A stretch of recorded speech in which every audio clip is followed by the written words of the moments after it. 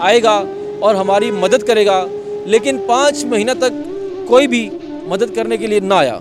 लिहाजा मालिक मकान ने मकान को ताला लगा दिया और ये कहकर घर से निकाल दिया कि अगर आप किराया नहीं दे सकती हैं तो आप मेरा घर छोड़ दें। उनके भाई जो कि शुगर के मरीज़ हैं और शुगर जो है उनके फेस पे अटैक कर चुकी है, अब उनके पास इतने पैसे नहीं कि वो घर का किराया दें या भाई की शुगर का इलाज करवाएं या डेली वेजेस पे जो उनको मेडिसिन चाहिए हैं वो उनके लिए लेकर आएँ। मैं ज़्यादा तफसील में नहीं जाऊँगा, हम बात करते हैं मोहतरमा आलिया चौधरी से। जी अस्सलाम वालेकुम। जी वालेकुम अस्सलाम। कैसी हैं आप? जी मैं ठीक हूँ। आलिया जी, आपने थिएटर में बेपनाह काम किया, लाहौर में भी काम किया, लाहौर से बाहर भी काम किया। एक टाइम ऐसा था कि लोग आपको टिकट लेकर आते थे देखने के लिए। आज आप खुले आसमान के नीचे एक झुग्गी के अंदर ज़िंदगी गुजार रही हैं और आपको देखने के लिए कोई नहीं आ रहा, क्या कहेंगी आप? मैं किसी को कुछ कह तो नहीं सकती, बस मैं ये कहूँगी कि जो मेरी आवाज़ सुन रहा है सब मेरी आवाज़ को सुन के मेरी मदद करें। जब मैं पहले अरूज में थी मेरे साथ साथ थे, तो अब भी मैं उनसे कहना चाहूँगी ये सारी चीज़ें अल्लाह के हाथ में होती हैं, अरूज और ज़वाल। मेरे पे अगर ये दिन आया है तो अच्छे भी आ जाएंगे, प्लीज़ मेरी मदद की जाए।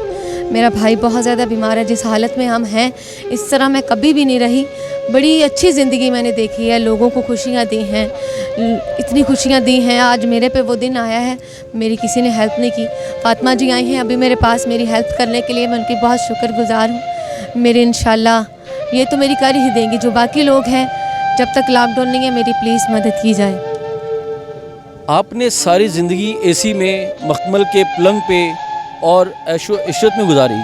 आज आपको झुग्गी में सोना पड़ता है, बिना पंखे के, बिना एसी के, तो क्या कहना चाहेंगी आप? मैं क्या कहूँ, मैं अल्लाह से क्या कहूँ। अल्लाह ने ये ज़वाल मुझे दिया है। मैं हमेशा दुखी होती हूँ, बहुत ज़्यादा दुखी होती हूँ। मैं क्या कर सकती हूँ, मैं अल्लाह के आगे कोई बहस नहीं कर सकती, बस अल्लाह से दुआ कर सकती हूँ कि अल्लाह हमारी परेशानियाँ दूर करे, हमारी मदद करे। मैं इंसान पे क्या उम्मीद रख सकती हूँ, इंसान तो कुछ नहीं देता, पर मैं अल्लाह पे उम्मीद रखती हूँ कि हमारी मुश्किलें आसान होंगी। आज अगर वो वक़्त नहीं रहा तो इंशाल्लाह ये भी नहीं रहेगा। बस आप मेरे साथ हैं, पूरा मीडिया मेरे साथ है, तो इंशाल्लाह ये सब कुछ ठीक हो जाएगा। क्या आपको गवर्नमेंट ऑफ पाकिस्तान और गवर्नमेंट ऑफ पंजाब की तरफ से किसी वज़ीर, मुशीर की हेल्प के लिए कोई कॉल आई हो, या किसी ने कहा हो कि हम आपके भाई का मेडिकल करवाते हैं या आपके भाई को हम फ्री ऑफ कॉस्ट जो है वो उसका इलाज करवाते हैं, किसी किस्म की आपको सपोर्टिव कॉल आई हो? नहीं, किसी गवर्नमेंट ने तो मुझे नहीं कहा, बट आम लोगों ने मुझे कहा कि फ़लान ने कहा कि मैं कर दूंगा, ये कर दूंगा, सब ने मुझे कहा। उसके बाद बड़े लोगों ने तो नहीं कहा, छोटे छोटे लोग थे जिनने कहा मेरे भाई का सुन के कि हम करते हैं आपके भाई के लिए। उसके बाद मैं दोबारा कॉल नहीं की। तो फातिमा जी आई ने कहा कि अब मैं आपके भाई का इलाज हो जाएगा, तो इंशाल्लाह उम्मीद है मेरा भाई ठीक हो जाए, मुझे और कुछ नहीं चाहिए।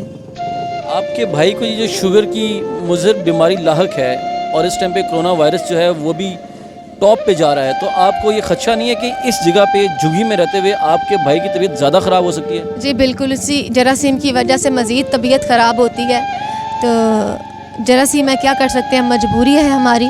यहाँ से हमारे पास इतने पैसे तो है नहीं कि हम किसी जगह पे कोई घर ले सके, मैं इसे रख सकूँ। वो हमेशा मुझे कहता है कि मेरे लिए एक कमरा ले लो, मुझे वहाँ रखूँ, मुझे गर्मी लगती है।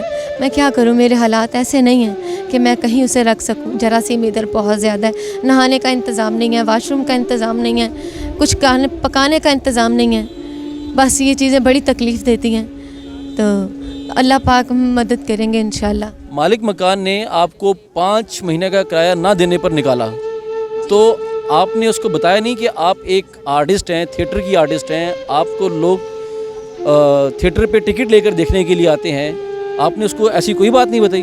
मैंने उसे कहा, मैंने उसे ये भी पता है कि मैं स्टेज ड्रामे की आर्टिस्ट हूँ, ठीक है। जब मैंने वैसे 2 साल से उसके पास हूँ, और उससे मैंने कोरोना जब हुआ तो मैंने उसे कहा कि जब लॉकडाउन ओपन होगा, हमारा कारोबार ओपन होगा, तो मैं आपको सारे पैसे अदा कर दूंगी आहिस्ता आहिस्ता, तो प्लीज़ हमारे साथ ऐसा ना करें। उसने एक दफ़ा किया, 3 कम से कम 7-8 दफ़ा उसने हमारे साथ ऐसा करने की कोशिश की। एंड पे उसने फिर मेरे भाई को धक्के मार के घर से निकाल के उसने ताले लगा दिए।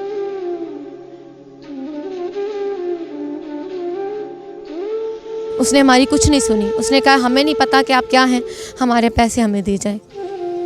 आपका जो सामान है क्या वो उसी घर में पड़ा हुआ है? हाँ जी, मेरा आधे से ज़्यादा सामान वहाँ है और कुछ सामान मैं यहाँ ले थी, जो मैंने बेच दिया। जो बेचने वाला सामान था मैंने भाई पे बेच के लगा दिया। जो मेरे पास पैसे नहीं थे बेचे, मोबाइल्स बेचे, फ्रिजें बेची, बाकी जो चीज़ें थी वो भी बेच दी। देखिए, गवर्नमेंट ऑफ पाकिस्तान ने ऐलान किया था कि कोरोना के जब ये कोरोना चल रहा था, ख़ास तौर पर लॉकडाउन में, कि कोई भी मालिक मकान किराएदार को ज़ोर ज़बरदस्ती नहीं कर सकता, ना ज़बरदस्ती घर से निकाल सकता है। आप इसकी एक खुलेआम मिसाल हमारे सामने आ गई है, रोज़े रोशन की तरह बिल्कुल आया होकर। आपने मुतल्लिका पुलिस स्टेशन में कोई रिपोर्ट की या किसी को आपने हेल्प के लिए कहा? उस दिन मैं जाने लगी थी, जिस दिन उसने मेरे घर को ताला लगाया, उस दिन मैं जब आई थाने में, मेरे भाई को धक्का दिया। मेरा भाई उस वक़्त बेहोश होने लगा था, तो मैं भाग के उसे हॉस्पिटल ले गई और उसने तब तक ताला लगा दिया था। फिर मैं भाई के चक्करों में तब तक नहीं कहीं जा सकी, क्योंकि ये बड़ी तकलीफ़ में था, मैं उसे भी नहीं कुछ कह सकी। अब तक उसने मुझे 4-5 फ़ोन करवाए हैं, सिर्फ मेरे पैसे दे दो और ये वो कर दो। मैंने कहा मेरे पास तो कुछ नहीं है, आपने मेरा सामान बेच लें तो मेरा सामान बेच दें, मैं कुछ नहीं दे सकती। वो बार बार मुझे कॉल्स करवाता है लोगों की। अच्छा आलिया जी, मुझे ये बताइए, ईद एक कुर्बान बिल्कुल सर पे आन पहुंची है। हमेशा आपने ईद की खुशियां अच्छे से गुजारी, इस दफ़ा ईद बिल्कुल सर पे आ चुकी है, क्या कहेंगी आप? मेरी तो ये ईद क्या, मेरी तो छोटी ईद भी इसी तरह गुजरी। छोटी ईद पे भी हमने कुछ नहीं लिया। छोटी ईद पे मेरे भतीजे मुझे कहते थे कि पप्पू हमें कपड़े लेने हैं, पर हमारे पास पैसे नहीं थे। हम लोग कुछ भी अपने बच्चों के लिए नहीं कर पाए। अब दोबारा ईद सर पे आ गई है, बच्चे पूछते हैं हमारे पप्पू हमने कपड़े लेने हैं। इतनी हिम्मत नहीं है मैं भाई का इलाज करवा सकूँ तो उन्हें कपड़े कहाँ से लेके दूँ। ये बड़ी तकलीफ़ होती है। वो छोटे छोटे बच्चे, हम बड़े तो बर्दाश्त कर लेते हैं, पर छोटे फील करते हैं कि हमारे पास कपड़े नहीं हैं, ये इनने पहने हैं, हमने क्यों नहीं पहने। अब ईद सर पे आ गई है, अल्लाह हमारा कुछ ना कुछ ज़रूर करेंगे इंशाल्लाह। आप कुछ कहना चाहेंगे गवर्नमेंट ऑफ पाकिस्तान को, अपने मदाओं को, ख़ास तौर पे शोबिज़ इंडस्ट्री और थिएटर इंडस्ट्री के जो प्रोड्यूसर्स हैं जिनके साथ आपने सारी ज़िंदगी काम किया, कोई मैसेज देना चाहेंगे आप? मैं प्रोड्यूसर हजरात को ये कहना चाहूँगी, मेरी कैसर सनाउल्लाह साहब ने ये मदद की कि उसने मेरे भाई की वीडियो को मीडिया को भेजा ताकि मेरी इस अपील सुनी जाए। मैं बाकी सबसे ये कहना चाहूँगी कि खुदारा हमारे जो एक क्लास के आर्टिस्ट हैं, जितने भी आर्टिस्ट हैं जो बिल्कुल अपने घरों में खुश हैं, मेरी मदद की जाए। आप सब जानते हैं मैंने आपके साथ बड़ा काम किया हुआ है, मैंने ज़िंदगी बड़ी अच्छी देखी हुई है। अब मैं सबसे गुजारिश करती हूँ कि सब मेरी मदद करें।